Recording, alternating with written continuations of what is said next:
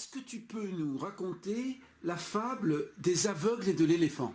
Ah oui, c'est un conte, j'ai vérifié récemment, de cette secte indienne qui s'appelle les Jaïns, où on parle du jaïnisme, je crois qu'ils sont dans le sud de l'Inde d'ailleurs, et un de mes amis peintres était allé vivre là-bas, il m'avait raconté que c'est des gens, encore aujourd'hui, qui par un respect absolu des animaux et de la nature, vivent nus, et quand ils marchent sur un chemin, sur une route, ils balayent devant eux pour être sûrs de ne pas écraser une fourmi. Ce qui moi me fait énormément rire, parce que s'ils avaient un microscope, ils verraient qu'ils écrasent en permanence des acariens.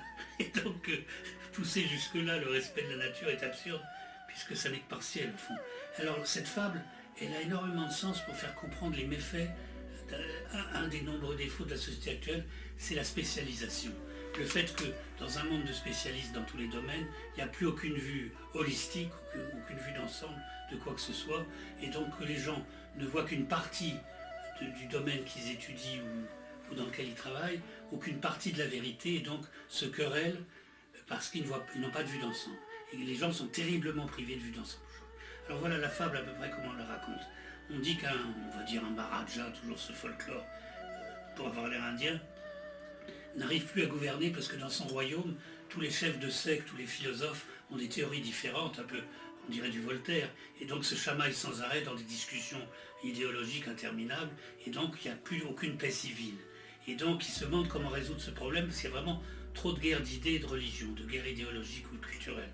Et puis on lui dit toujours la même histoire, que dans la montagne de je ne sais pas quel endroit, il y aurait un vieux sage qui vit retiré du monde, comme Chaumont, avec une certaine distance, et donc il pourrait l'aider peut-être à résoudre ce problème.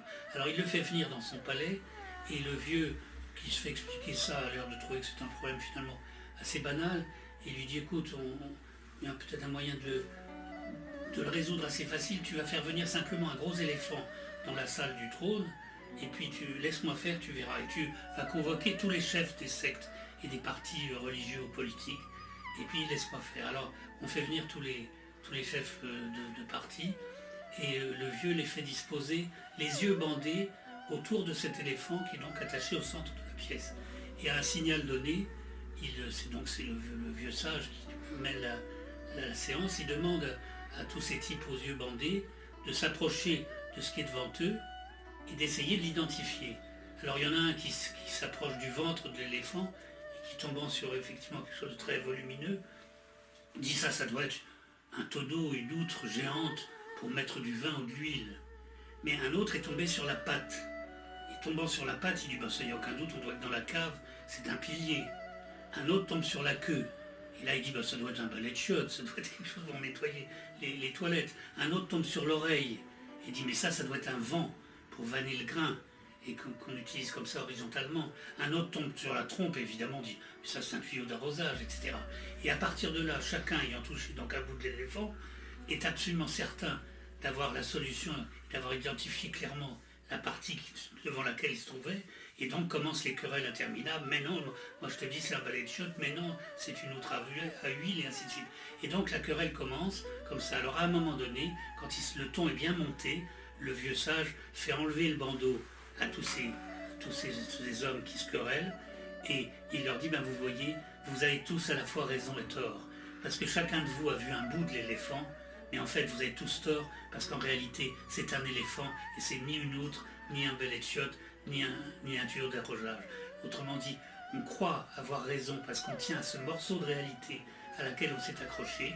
On n'a en effet pas tort, mais on a tort parce qu'on n'a pas la vue de l'ensemble, c'est-à-dire de la complexité du réel et de sa diversité. Et cette fable est extrêmement éclairante, je trouve, et très utile. Parce que si on l'applique au monde universitaire, par exemple, d'aujourd'hui, les querelles en sociologie, en sciences humaines, même je suis sûr dans le domaine des sciences dures, doivent être sans arrêt comme ça. C'est-à-dire que chacun, en effet, au terme de ses petites recherches, trouver une chose à laquelle il s'accroche et qu'il croit avoir découvert spécifiquement, donc en plus il s'identifie affectivement à sa découverte, il y tient, comme l'autre tient à son pilier de cave alors que c'est le pied de l'éléphant, mais personne n'a le recul qui lui permet de faire la synthèse du puzzle et donc d'avoir la vraie signification du rôle complémentaire de tous ces éléments.